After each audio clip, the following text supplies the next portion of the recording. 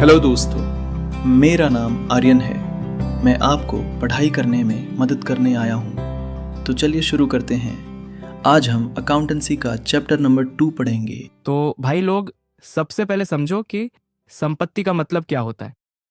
देख भाई, संपत्ति का मतलब सिंपल है। तेरे पास जो भी कीमती चीज़ है ना, चाहे वो पैसा हो, ज़मीन हो, दुकान हो, गाड़ी हो, सोना चांदी हो, ये सब तेरी संपत्ति है। तो वही यहाँ पर लिखा है कि संपत्ति से तात्पर्य उन सभी वस्तुओं और अधिकारों से है जो किसी व्यवसाय के स्वामित्व में होती हैं और जिनसे भविष्य में आर्थिक लाभ मिलने की संभावना होती है।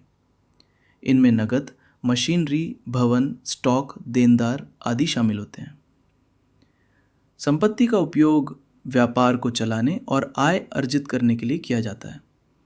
यह व्यापार की आर्थिक स्थिति को दर्शाती है और बैलेंस शीट का एक महत्वपूर्ण हिस्सा होती है। संपत्तियां व्यापार के लिए एक महत्वपूर्ण संसाधन होती है जो व्यापार के मूल्य को बढ़ाने में मदद करती है। तो गाइस, संपत्ति दो टाइप की होती है, एक गैर चालू संपत्ति और चालू संपत्ति। तो गैर चालू संपत्ति से हमारा मतलब है कि वो संपत्ति, एसेट्स, जो बिजनेस में लंबे टाइम के लिए होता है, जिसको हम बार बार बेच नहीं सकते। जैसे मान लो ज़मीन या बिल्डिंग, अब इनको तो हम बार बार बेच नहीं सकते, तो ऐसे संपत्ति को गैर चालू संपत्ति कहते हैं, जिसको इंग्लिश में नॉन करंट एसेट्स भी कहते हैं। अब इसके भी दो टाइप होते हैं, एक मूर्त संपत्ति और अमूर्त संपत्ति। तो गाइस, मूर्त संपत्ति का मतलब कि जिस संपत्ति, एसेट्स को देख और छू सकते हैं, मतलब जिसका कोई भौतिक अस्तित्व हो, जैसे भूमि है, भवन है, मशीन है, तो इन सबको हम देख सकते हैं और छू भी सकते हैं, तो ये सब मूर्त संपत्ति हो गया। दूसरा है अमूर्त संपत्ति। तो गाइस, अमूर्त संपत्ति का मतलब कि जिसे हम देख या छू नहीं सकते। ठीक है, अब तुम लोग कहोगे कि ऐसी भी कोई संपत्ति होती है क्या? तो बिल्कुल, ऐसी भी संपत्ति होती है, जैसे कॉपीराइट हो गया, ट्रेडमार्क हो गया। ठीक है, तो इनको हम देख और छू नहीं सकते, पर इनका मूल्य होता है। चालू संपत्तियां वे संपत्तियां होती हैं जिन्हें 1 वर्ष के भीतर नकद में बदला जा सकता है या जिनका उपयोग 1 वर्ष के भीतर हो जाता है।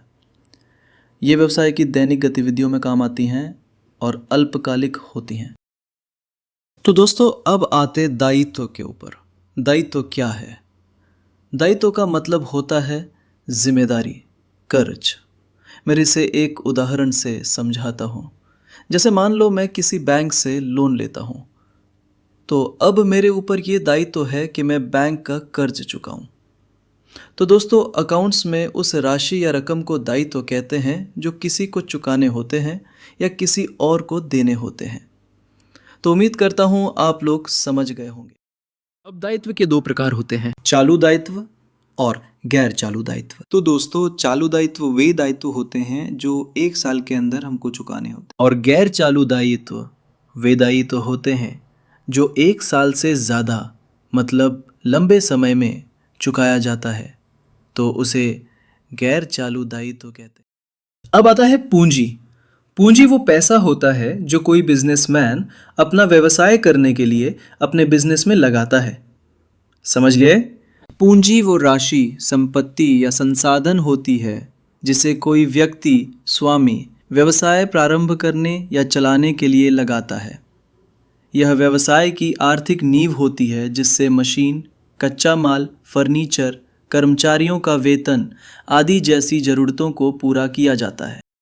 अब देखो, पूंजी के भी 2 प्रकार होते हैं, एक स्थिर पूंजी और कार्यशील पूंजी। तो गाइस, पहले मैं स्थिर पूंजी के बारे में समझाता हूँ। तो स्थिर पूंजी उस पूंजी को कहते हैं जो बिजनेस में लंबे समय के लिए इन्वेस्ट की जाती है। जैसे मान लो फर्नीचर हो गया, मशीन हो गई, ज़मीन, बिल्डिंग वगैरह वगैरह। तो समझ गए? और कार्यशील पूंजी का मतलब है जो डे बाय डे चलता रहता है, मतलब दैनिक खर्चों को कार्यशील पूंजी कहते हैं। जैसे कच्चा माल खरीदना, श्रमिकों को वेतन देना। समझ गए? अब आता है व्यय। तो इसको सिंपल वे में समझाता हूँ। देखो, एक बिजनेस को चलाने के लिए कई खर्चे उठाने पड़ते हैं। जैसे हमें दुकान में उपयोग हो रहे बिजली का बिल भरना होता है, रेंट भरना होता है, और कोई कर्मचारी को वेतन देना होता है, साथ में एडवर्टीज़मेंट का खर्चा, इंटरनेट के बिल, टेलीफोन का बिल। तो इन सब का खर्चा उठाना पड़ता है, तब एक बिज़नेस चल पाता है। तो इन्हीं सब खर्चों को व्यय कहा जाता है। समझ गए? अब इसके भी दो टाइप होते हैं। एक पूंजीगत व्यय, जब हम अपने बिजनेस में कोई बड़ा सामान खरीदते हैं जो सालों साल काम आए, जैसे मशीन, बिल्डिंग, ज़मीन, तो जो पैसा उसमें खर्च होता है उसे पूंजीगत व्यय कहते हैं। मतलब बड़ा खर्चा जो लंबे टाइम तक काम आए। राजस्व व्यय, रोज़ का जो खर्चा होता है जैसे बिजली का बिल, दुकान का किराया, मजदूरों की तनख्वाह, ये सब खर्चा बिजनेस चलाने के लिए होता है। इसे राजस्व व्यय कहते हैं। मतलब रोजमर्रा का खर्चा जिससे धंधा चलता है। स्थगित राजस्व व्यय, कुछ खर्चे ऐसे होते हैं जो अभी तो बहुत ज़्यादा लगते हैं लेकिन उनका फ़ायदा कई सालों तक मिलता है। जैसे अगर कोई कंपनी बहुत बड़ा ऐड करवा दे तो उसका फ़ायदा धीरे धीरे मिलता है। ऐसे खर्चे को स्थगित राजस्व व्यय कहते हैं। मतलब अभी का बड़ा खर्चा लेकिन फ़ायदा धीरे धीरे मिलता है। आय का मतलब होता है वो पैसा जो किसी भी काम से कमाया जाता है, जैसे सामान बेचने से, किराया लेने से, ब्याज से या किसी सर्विस देने से जो पैसे मिलते हैं वो सब आय कहलाते हैं। सीधा सा मतलब ये है कि तेरे बिजनेस में जितना पैसा अंदर आता है वही तेरी आय इनकम होती है, और जब तू उसमें से सारे खर्चे घटा देता है तब जो बचेगा वो तेरा लाभ, प्रॉफिट हो।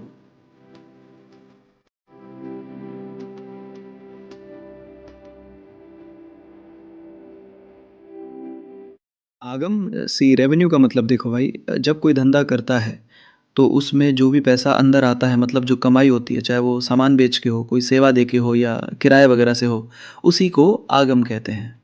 देनदार का मतलब, देनदार वो बंदा होता है जिसने हमसे उधार में पैसा लिया होता है या माल सामान ले लिया होता है बिना तुरंत पैसा दिए। जैसे मान ले तू एक दुकानदार है, कोई आदमी आया तुझसे 10,000 का माल ले गया पर पैसा नहीं दिया, बोला भाई 15 दिन में दे दूंगा, तो वो आदमी तेरा देनदार है।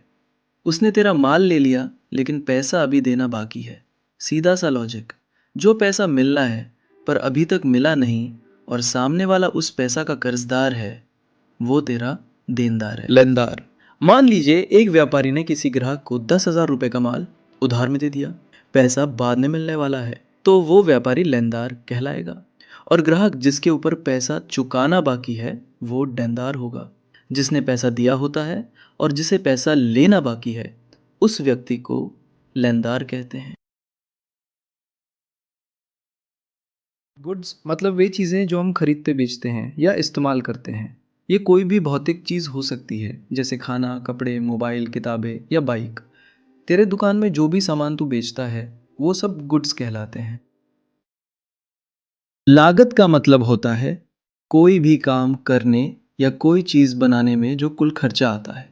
इसमें पैसा, सामान, मजदूरी, समय सब कुछ जुड़ जाता है। उदाहरण से समझो, मान ले तू समोसे की दुकान खोलता है, तो एक समोसा बनाने में जो जो खर्च होता है, जैसे आटा, आलू, तेल, गैस, नमक, मसाला, और जो तू खुद मेहनत करता है, ये सब मिलाकर एक समोसे की लागत कहलाती है।